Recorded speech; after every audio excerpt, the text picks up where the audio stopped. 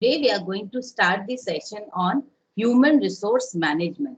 As the name itself suggests, ये जो नाम है HRM, हमें इस नाम से ही कुछ ना कुछ एक अंदाजा लगता है. तो what is HRM all about? It is actually human resource management. So human resource management is a very wide function.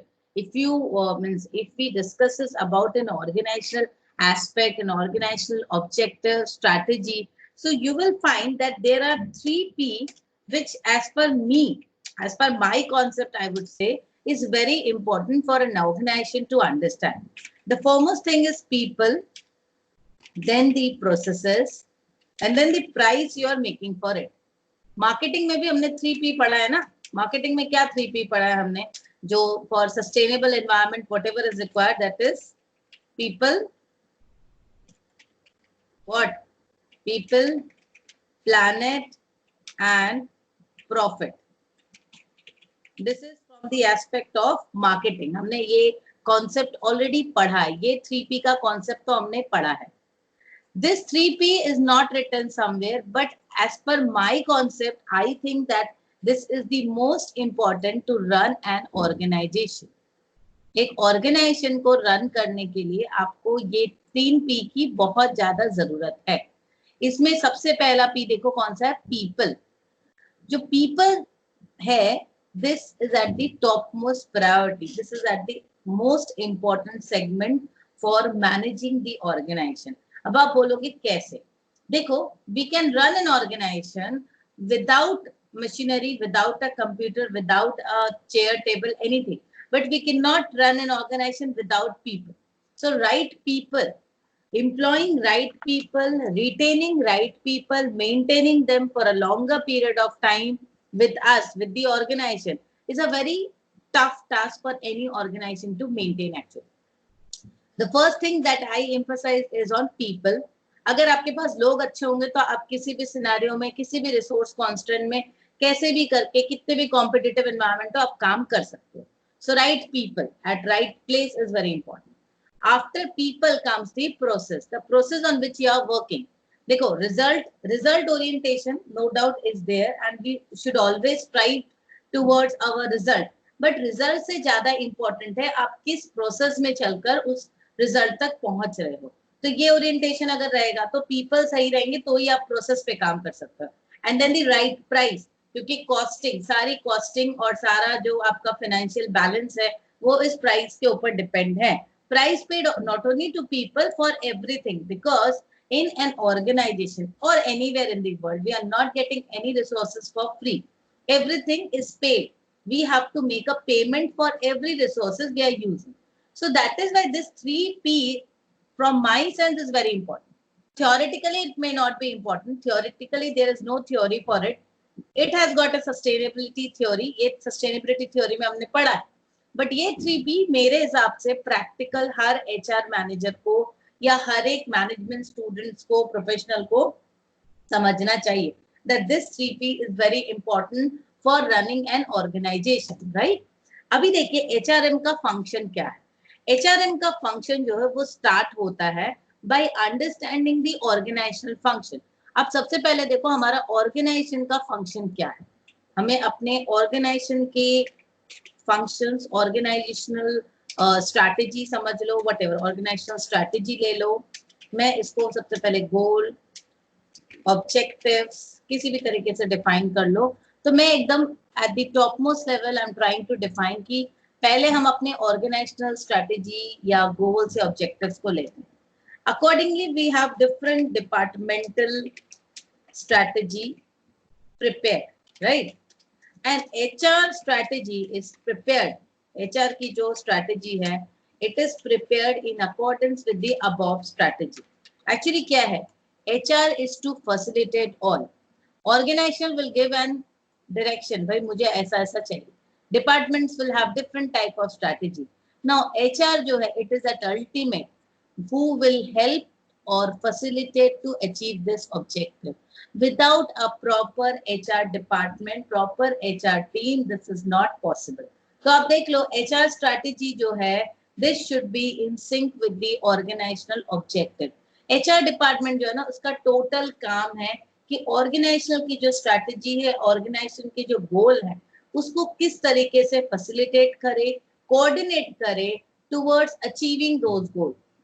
So HR strategy is no doubt in sync with the organizational strategy and it is at the topmost. आप देखो, आप बोलोगे ma'am ये सबसे नीचे आती है, but it has got the most important function to do. If HR strategy is not prepared properly or not implemented, देखो HR strategy बनेगी तभी आपके सारे जो आपके जितने भी रिक्रूटमेंट है, रिक्रूटमेंट की पॉलिसीज हुई, जितने ज्यादा एडमिनिस्ट्रेशन है, सब कुछ यहाँ से शुरू होगा. सो HR स्ट्रैटेजी के बिना कोई भी डिपार्टमेंट काम नहीं कर सकता. HR strategy forms a topmost, means it finds a topmost important function for any organization to run. Without having a proper HR strategy, organization cannot achieve its objective or goals. Simple सी बात है. तो HR strategy आप समझ रहे हो कि कितनी important है. Now we know that we have people. हमें पता है ऑर्गेनाइजेशन में लोग हैं and we have to make an optimum use of our people. हमें उसको ऑप्टिमली यूज करना है. तो हम किस तरीके से करेंगे? हमें देखो, कोई भी ऑर्गेनाइजेशन में कोई भी स्ट्रैटेजी होती है. इकोनॉमिक्स जब हम पढ़ते हैं, तो इकोनॉमिक्स में भी जब हम पढ़ते हैं, हमारा मेन एम, ऑपरेशंस पढ़ो, मार्केटिंग पढ़ो, कोई भी आप मैनेजमेंट पढ़ लो, हमारा मेन ऑब्जेक्टिव क्या है? In management or management of resources, our main aim is to minimize the resources, minimization of resources and maximization of revenue. ये हमारा main target होता है. So same way in HRM, our main target is optimum utilization of our HR resources, that is human resources, in order to maximize our resource, maximize our revenue with a long-term motive or long-term perception in our mind. देखिए, maximization of revenue should not be in terms of short term. ठीक है, ये हमेशा long term आपके thinkings को लेकर होना चाहिए. Long term possibilities, long term ध्यान में रखते हुए होना चाहिए. बिकॉज लॉन्ग टर्म रखना है तो आप जब ये ऑप्टिमम यूटिलाइजेशन कर रहे हो ना, ऑप्टिमम यूटिलाइजेशन के संग संग जब आप मैक्सिमाइज रेवेन्यू करोगे, तो यहाँ पे long term perspective, leadership, long term growth, long term relation, everything is long. So अगर आप एक प्रॉपर HR स्ट्रैटेजी बनाते हो, प्रॉपर HRM प्रोसेस करते हो, तो वहां पे हमारी जो ह्यूमन नीड्स है उनको समझते हुए, ऑर्गेनाइजेशनल नीड्स है उनको समझते हुए, there has to be a proper balance that an HR has to make. देखिए, ये ऑर्गेनाइजेशन की नीड्स है, ऑर्गेनाइजेशन के अपनी स्ट्रैटेजी है, उनके अपने ऑब्जेक्टिव्स हैं. इसके बाद हमारे ऑर्गेनाइजेशन में स्टाफ है जिसको हम HR बोलते हैं. पहले हम लोग इसको पर्सनल बोलते थे, अभी हम इसको human resource, we use positive words, तो नाउ इट इज HR. अब ऑर्गेनाइजेशन के अपने ऑब्जेक्टिव्स हैं, HR के अपने ऑब्जेक्टिव्स हैं. सॉरी, अब ये जो HRM का जो फंक्शन है, ये क्या करता है? इनको बैलेंस करने की कोशिश करता है. HRM का जो एंटायर फंक्शन है, that works towards balancing the dual objectives. एक ऑर्गेनाइजेशन में दो ऑब्जेक्टिव है. ऑर्गेनाइजेशन क्या कोशिश कर रहा है? ऑर्गेनाइजेशन का मेन एम है वो अपने कॉस्टिंग को कम से कम करे, ठीक है, और प्रॉफिटेबिलिटी बढ़ाए. और HR जो हमारे ह्यूमन रिसोर्सेज हैं, उनको क्या चाहिए? They have some social needs. उनके कुछ सोशल नीड्स होते हैं. जैसे ऑर्गेनाइजेशन, आप कंपनी के पॉइंट ऑफ व्यू से सोचो तो उनका एक प्रोडक्शन सेंट्रिक अप्रोच ज्यादा रहता है, और जो ह्यूमन रिसोर्स हैं उनका एक सोशल नीड्स रहता है. तो it is mainly employ centered और सोशल सेंट्रिक अप्रोच में बोल सकते हैं. तो ये जो बीच में ह्यूमन रिसोर्स मैनेजमेंट जो कर रहे हैं, whoever are in this team who is preparing policies, who is actually in the management of HR, तो HRM जिसको मैं बोल रही हूँ, ह्यूमन रिसोर्स मैनेजमेंट, तो उसको तो ये दोनों चीजों को लेकर बैलेंस करना पड़ता है. HRM प्रोफाइल में जो है, whoever is there in the management of HR, human resource को मैनेज कर रहा है. क्योंकि देखो, ऑर्गेनाइजेशन में जो सीनियर लेवल पर है, ऊपर में जो है यहाँ पे भी लोग हैं, इधर भी तो लोग हैं ना, ऐसा तो नहीं है कि ये वैक्यूम है या ऑर्गेनाइजेशन एक बना हुआ है इस टाइप का, मतलब ऊपर में एक सिर्फ स्ट्रक्चर है और लोग नहीं है। People are there, human beings are here also, यहाँ भी लोग हैं और यहाँ भी लोग हैं। अब यहाँ पे जो एचआर का काम है, इसको बेचारे को बैलेंस करना है, ऊपर का भी रिस्पॉन्सिबिलिटी और नीचे की भी responsibility. That means HR has got dual responsibility to manage the profitability motive and the employ centric और द सोशल मोटिव। तो एचआरएम का काम अगर आप देखो, एक ह्यूमन रिसोर्स मैनेजमेंट टीम जो है, जो काम कर रही है, उनके लिए ये बहुत टफ टारगेट होता है। Like if you are there in marketing, आपका एक ही मोटिव है that you market the product well, you get the entire thing done for a strong branding, strong PR, strong profitability। तो आपका मोटिव सिर्फ उस तरफ रहता है। नो डाउट वहां भी एम्प्लॉय रिलेशंस करना है, एम्प्लॉय मैनेजमेंट करना है, बट मेनली सभी जगह पर एक सिंगल मोटिव होता है। रिसर्च एंड डेवलपमेंट में हो तो रिसर्च करना है, लेकिन हाँ, आप देख लो कोई भी डिपार्टमेंट में कोई भी डिपार्टमेंट लीडर है, वो एचआरएम के फंक्शंस को बिना समझे या एम्प्लॉय रिलेशंस कैसे मैनेज करना है, team building, group dynamics, more of organizational behaviour या साइकोलॉजी आप ले लो, इसके कॉन्सेप्ट्स को बिना समझे anyone can not run a proper team and so that he can not manage a department as well. तो एम्प्लॉय रिलेशन या जो ये एम्प्लॉय सेंट्रिक एक मूव है, सोशल नीड्स है, वो समझना होता है सबको। बट एचआर की हो जाती है डुअल रिस्पॉन्सिबिलिटी, क्योंकि ultimately he has to manage the organizational perception या ऑर्गेनाइजेशनल की जो नीड्स है उसको भी समझना है, that is the profitability motive. And यहाँ पर ह्यूमन रिसोर्स है, यहाँ जो लोग हैं एम्प्लॉइज है, उनकी social motive, the social need. तो HRM is in a position और HRM is in a such a profile that he और she needs to balance this both the thing. उसको प्रॉफिटेबिलिटी और सोशल नीड्स दोनों चीजों को प्रॉपर एक balance करके चलना है। So this is no doubt a very tough job for any HR executive और एचआर मैनेजर, आप कोई कुछ भी ले लो, ठीक है। This was all about the basic, मैंने आप लोग को समझाया। अब मैं थियोरेटिकल आपके बुक में चली जाती हूँ कि एचआरएम का डेफिनेशन क्या है। अभी तक मैंने जो बताया कि एक प्रैक्टिकल एस्पेक्ट से मैं समझाने की कोशिश कर रही थी, बिकॉज कल की डेट में आप लोग सब एचआर मैनेजर बनने वाले हो, कुछ भी एचआर में आप कोई भी प्रोफाइल में जाओ तो आप देखोगे हमेशा एचआर के ऊपर एक प्रेशर रहता है दैट आपको ऑर्गेनाइजेशनल स्ट्रैटेजी को भी लेकर चलनी है। ऑर्गेनाइजेशनल स्ट्रैटेजी में आप प्रॉफिटेबिलिटी किस तरह से ला सकते हो, लॉन्ग टर्म प्रॉफिटेबिलिटी, वो देखना है। इसके संग संग ऑर्गेनाइजेशन की ब्रांडिंग, वो भी बहुत ज्यादा डिपेंडेंट है एम्प्लॉइज के ऊपर। देखिए, employees are ultimately the brand ambassador for any organization. तो एम्प्लॉइज अगर मोटिवेटेड रहेंगे, उनका मोरल हाई रहेगा, वो कैसे रहेगा, if they are satisfied with the organizational policy. तो देखो, घूम फिर के सारी चीजें एचआरएम के ऊपर आ जाती है। हमें पता है कि ऑर्गेनाइजेशन में या मैनेजमेंट में every department is well integrated with each other, everything is in a coordinated manner, everything should be done in coordination with each other. No one department can work alone and not a single department is going to do anything. But as per my perception or as per my thinking, मुझे लगता है कि HRM has got a very important function to do in any organization. So आप समझ लो, आप अगर एक career choose करो इन HR फील्ड में, HR प्रोफेशनल में, so you should be ready to take so much burden.